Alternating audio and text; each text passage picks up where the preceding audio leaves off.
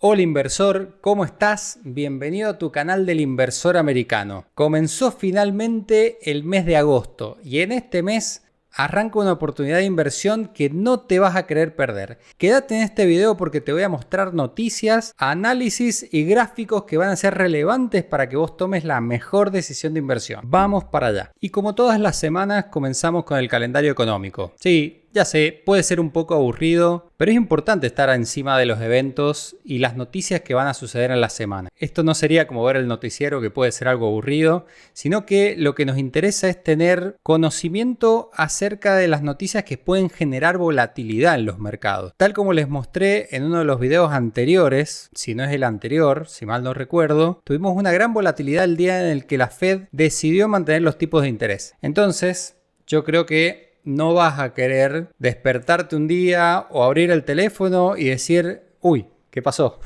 ¿Qué rompimos? Esta semana puntualmente no se caracteriza por tener eventos muy importantes. Algunos me han preguntado, ¿pero siempre vemos los eventos de Estados Unidos? Sí, siempre vamos a ver en primer lugar los eventos de Estados Unidos porque, bueno, es el mercado más importante en cuanto a lo que hacen los mercados financieros mundiales y por ende de los eventos que se desprendan en el mercado norteamericano van a ser las implicancias que vamos a tener en el resto de los mercados, sobre todo si invertimos en otro tipo de mercado financiero. Pero esta semana no tenemos grandes novedades. En su lugar, me quiero centrar un poquito en cómo cerró el calendario económico la semana pasada y un poco las noticias más importantes que tuvimos, porque van a ver que hay semanas que los tenemos más cargados y con noticias más relevantes que otras semanas. Así, por ejemplo, quiero hacer un doble clic o un zoom puntualmente en dos eventos de la semana pasada. El primero, como ya saben, la Fed mantuvo los tipos de interés en un 4.5%. Hasta ahí todo ok.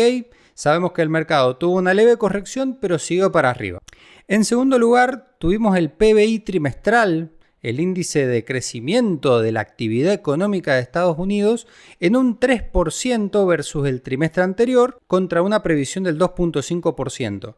Y atenti porque esto significa que la economía norteamericana crece. Y por último, el dato de que las nóminas no agrícolas en julio crecieron en 73.000 puestos de trabajo respecto al mes de junio, lo cual no fue malo, porque siempre que crezca el mercado laboral es positivo para la economía, pero se esperaba un poquito más. Se esperaban 106.000 puestos de trabajo. Entonces vamos a ver ahí qué pasó un poco, porque algunos leyeron bien. Uno que saben que tiene una peluca naranja o dorada no se lo tomó muy bien. Pero bueno, vamos a leer un poquito esto y qué nos puede significar. Vamos un poco a la definición entonces del informe de nóminas no agrícolas para Estados Unidos. Las nóminas no agrícolas miden el cambio en el número de personas empleadas durante el último mes en todas las empresas no agrícolas. El total de nóminas no agrícolas representa aproximadamente el 80% de los trabajadores que producen la totalidad del Producto Bruto de Estados Unidos. Entonces, el 80% de los trabajadores trabajan en empresas no agrícolas, por ende, el cambio que nosotros tendremos en esta métrica definitivamente mueve la aguja. Es la cifra más importante de las que componen el informe sobre empleo, considerado como un indicador de primer orden en el conjunto de la economía. Una lectura superior a lo esperado debe tomarse como positiva. Entonces, ¿qué pasó? Teníamos una previsión de 106.000 nuevos puestos de trabajo. La lectura fue de 73.000 nuevos puestos de trabajo. Y acá siempre es importante mirar el contexto, es decir, bueno, ¿cómo viene creciendo el número de nóminas no agrícolas mes a mes en los últimos años? Y si nos vamos a mirar el gráfico, acá podemos entender un poquito qué viene sucediendo y el contexto con respecto a la creación de nóminas no agrícolas. Acá vemos que en enero del 2024 se informó que durante diciembre de 2023 los empleos crecieron en 333.000 y casi que este número se ha mantenido para todos los meses de 2024, manteniendo una métrica por encima de los 200.000. Pero a partir de los informes publicados en abril de 2025 referidos a marzo, esta métrica empezó a caer a 185.000, 147.000, 144.000, todos números por encima de las previsiones, pero a partir de julio ya empezamos a ver números muy por debajo de las previsiones. Y esto a priori, ¿qué nos está indicando? Nos está indicando que el mercado laboral no crece al ritmo que espera la economía. Por ende, atención, porque esta es una de las variables que tiene y debe tener en cuenta la Fed a la hora de volver más laxa su política monetaria entre paréntesis, bajar tipos de interés. ¿Y cuál fue el ruido político que nos trajo este informe que, como saben, fue menor a lo esperado? El presidente Trump despidió a la comisionada de la Oficina de Estadísticas Laborales porque, según él, había manipulado los datos. Ver para creer. Por otra parte, tuvimos el crecimiento del PBI trimestral, o también llamado GDP, Gross Domestic Product. ¿Y qué sucede con esto? ¿Por qué es importante prestarle atención? Técnicamente, una recesión en una economía se confirma con la caída consecutiva en el PBI o GDP durante 2 trimestres seguidos, como ocurrió en el primer trimestre de 2020 y el segundo trimestre de 2020. Si bien podemos ver que los trimestres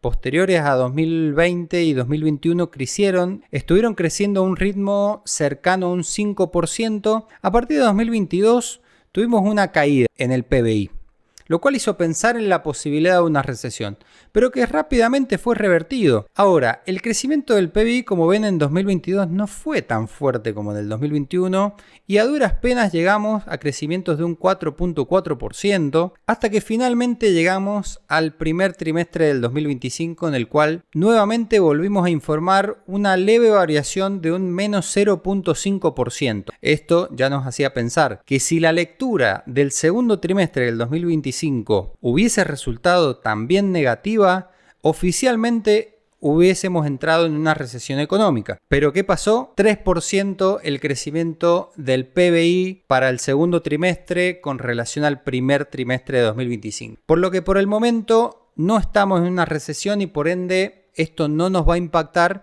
en tanto lo que es mercado de renta variable como podría ser mercados de acciones o mercados de criptomonedas. Particularmente me gusta ver el gráfico del GDP, pero ajustado por inflación, que es lo que se llama el Real Gross Domestic Product. Viendo este gráfico me gusta ver el cambio porcentual, pero no con respecto al mes anterior, sino con respecto al año anterior, en una frecuencia trimestral. Como pueden ver, acá tenemos estas barras verticales que forman rectángulos grises, nos está indicando los momentos de recesión. ¿Se acuerdan que les dije? Caída consecutiva durante 2 trimestres del PBI. Este gráfico de líneas lo que nos va a permitir es anticiparnos al momento en el que se puede dar una próxima recesión y por ende una caída en los precios de la renta variable. Así, ustedes ven que cada vez que esta línea azul, que representa el cambio porcentual 12 meses para atrás, cada vez que ha bajado del 0%,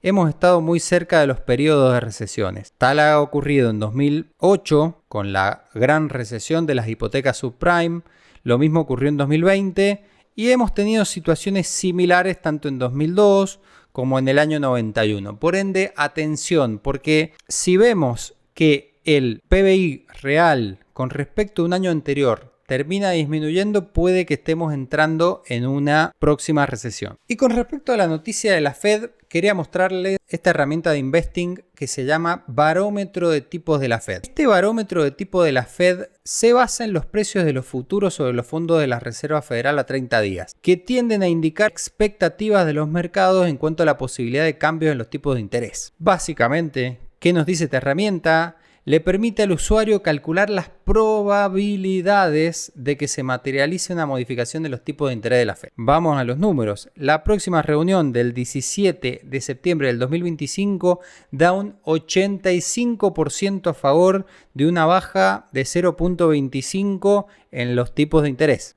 Pero si vamos a las próximas, la de octubre, por ejemplo, APA, ya da un 58% ubicando los tipos en 3.75 y 4, un 36% de probabilidad de ubicar entre 4 y 4.25 y casi un 5% de mantener los tipos en donde están hoy en día. Vámonos a diciembre. Bueno, diciembre no hay probabilidad de que se mantengan los tipos de interés. Tenemos una probabilidad altísima de que los tipos ya estén entre 3.50 y 3.75 o entre 3.50 y 4. Y si nos vamos para enero, directamente casi todas las probabilidades están indicando que la Fed tendría los tipos de interés apenas por encima de un 3%. Así que atención, puesto que esta es la oportunidad de la que les estoy hablando. Así que atención, porque esto va a marcar una gran oportunidad en los mercados. Estamos tratando no de predecir, no de adivinar, estamos tratando de anticiparnos a lo que va a pasar el día de mañana. La economía sigue fuerte, lo cual se ha visto reflejado en el cambio trimestral del PBI. El empleo no está aumentando lo que se estima. Por ende, estos dos aspectos van a hacer que la Fed se deba inclinar casi obligatoriamente por un recorte en los tipos de interés. Si a eso le sumamos que esta herramienta nos está anticipando una gran probabilidad de baja de tipos de interés, estamos ante una muy buena oportunidad y no digan después que no les avisé. Y esto lo quería mezclar mostrándoles este gráfico que muestra la estacionalidad que tiene mes a mes el rendimiento del S&P 500. En la línea azul van a ver el cambio porcentual promedio que ha tenido el S&P 500 mes a mes desde 2015 hasta 2024. Como pueden ver, el índice en promedio sube durante todo el año, pero tiene momentos donde hay correcciones, como puede ser por ejemplo los meses de febrero a marzo, pero a partir de abril el índice comienza a subir hasta julio. Tenemos un periodo de lateralización hasta el mes de octubre y finalmente a partir de octubre hasta diciembre tenemos el último rally del año. Bueno, en líneas rojas nosotros estamos viendo cómo vamos en el rendimiento year to date, o sea, en lo que va del año del S&P 500. ¿Y dónde estamos hoy en día? Bueno, estamos a mitad de camino, estamos en agosto. Y dejando de lado que ha sido un año atípico porque tuvimos una caída en el S&P 500 en este mes producto de la decisión de las tarifas o los aranceles que impuso Estados Unidos para el resto de los países, si nos guiamos mirando este gráfico de estacionalidad, ¿qué nos queda de cara a fin de año? Nos queda una subida. Y antes de pasar al análisis técnico, les muestro una pequeña noticia con respecto a criptomonedas. La noticia dice: ballenas rotan capital hacia las altcoins y aplazan el rally de Bitcoin. Cuando hablamos de ballenas, estamos hablando de fondos institucionales o personas que poseen una gran cantidad de criptomonedas en su portfolio. Y son ballenas, ¿por qué? Porque cada movimiento que hagan, simúlenlo con el movimiento de una ballena cuando sale del agua y vuelve a caer. Salpica a todos, es decir, nos moja a todos. Cada vez que esta persona da un paso, deja una huella importante y nosotros lo podemos ver en el gráfico, pero lo más importante, le da volatilidad al mercado, es decir, tanto para que los mercados puedan subir o puedan bajar. Y amén de la noticia que les recomiendo que vayan y la lean, vamos a ver en el gráfico si estamos confirmando lo que vemos en la noticia. Este gráfico nos indica el resto de las criptomonedas versus Bitcoin o others versus Bitcoin. ¿Y este gráfico qué nos está indicando? Nos está indicando que cada vez que sube, cada vez que nosotros vemos un rally alcista, como ha sido por ejemplo este caso de aquí, este caso de aquí o este caso de aquí, significa que es conveniente estar posicionado en monedas alternativas antes que en Bitcoin. Hay una rotación desde el activo tradicional hacia los activos alternativos. Y al contrario, cuando este gráfico se muestra para abajo, como ha sido estos casos que les estoy marcando, indica que los capitales se han posicionado en Bitcoin en lugar de las monedas alternativas. Y si miramos un poco el contexto, estamos actualmente en niveles que anteriormente funcionaron como resistencias, pero que actualmente se están testeando como un soporte. Y aparentemente nos están indicando una posibilidad de lateralización o acumulación que nos puede llevar nuevamente a los niveles de 8.2 millones en capitalización. Por ende podemos confirmar un indicio de que efectivamente el negocio se está empezando a armar para las monedas alternativas. Bitcoin ya subió mucho y por más de que siga subiendo, no quita que las monedas alternativas lideradas por Ethereum vayan a tener un recorrido mucho mayor en este nuevo ciclo. En cuanto a los mercados y el análisis técnico, el índice S&P 500 cerró una semana negativa en parte por las noticias que ya comentamos respecto del mantenimiento de tasas por parte de la Fed y el informe de nóminas no agrícolas, lo cual hizo tener una semana negativa luego de 1, 2, 3, 4, 5 semanas positivas. Así que un descanso necesario para el índice de S&P 500. Recuerden que ya hemos visto que existe la posibilidad que según el chartismo estemos dentro de la formación de un rising wedge con una posible corrección de un 10% hasta el piso inferior del triángulo, pero que los indicadores por su parte nos están indicando continuación alcista. Veremos qué sucede. Por su parte, Bitcoin ha fallado completamente en cerrar por encima de los $119.000, nivel importante que habíamos marcado en los últimos videos, y al haber fallado 1, 2 y 3 veces vamos para abajo, lamentablemente. Por ende, esta corrección desde el punto de vista técnico está más que justificada y es un descanso más que necesario para el precio de Bitcoin. Atentis con esto, por favor. La oportunidad ya se está dando. Ya estamos en $113.000. Por ende, ver retroceder al precio de Bitcoin nuevamente hacia el nivel de los $110.000 realmente será una gran oportunidad. Yo he dejado marcado acá un rectángulo, pero básicamente los niveles que nosotros deberíamos comenzar a observar para comenzar con las compras nuevamente estarán entre los 107 y los $106.000. Así que atención, porque todo este contexto económico nos va a llevar a considerar que el precio puede caer a dichos niveles y esto será una gran oportunidad. Recuerden que Bitcoin tuvo dificultad una vez, 2 veces y 3 veces para superar este nivel, hasta que finalmente lo superó y ahora tenemos que venir a retestear nuevamente para confirmar que esta anterior resistencia es un actual soporte. Y a partir de aquí sí podremos estar saliendo y generando nuevo movimiento alcista. En cuanto a Ethereum, la situación es un tanto diferente, pero nuevamente tenemos que confirmar niveles semanales por encima de los $3.930, que es lo que tenemos marcado en esta línea punteada. Recuerden que al igual que en el caso de Bitcoin, cuando un activo lleva mucho tiempo tratando de superar un nivel sin éxito, finalmente llega un momento que lo vamos a superar. Pero cuando lo vamos a superar, alcanzaremos nuevos máximos, pero que finalmente volveremos a testear esos niveles en algún punto de la historia. Veremos si será luego de alcanzar máximos en 4.000, en 5.000 o en 10.000 dólares, y que este punto representará nuevamente una gran oportunidad. Por ende, atención.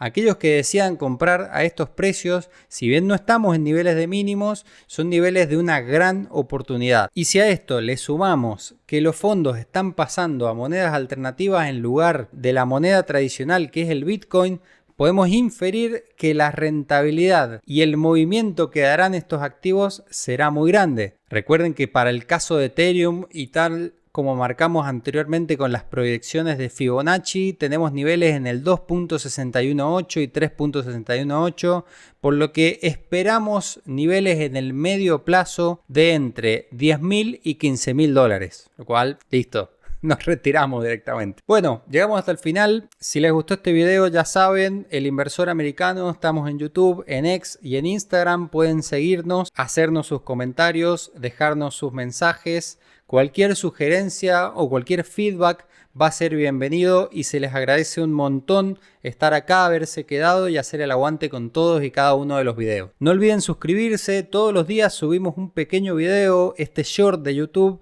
donde muestro operaciones de scalping en Nasdaq, que estamos haciendo un reto de 100 días. Estoy esperando con muchas ganas que llegue el día 100 para mostrarles cómo me fue. Ojalá que me haya ido bien, pero bueno.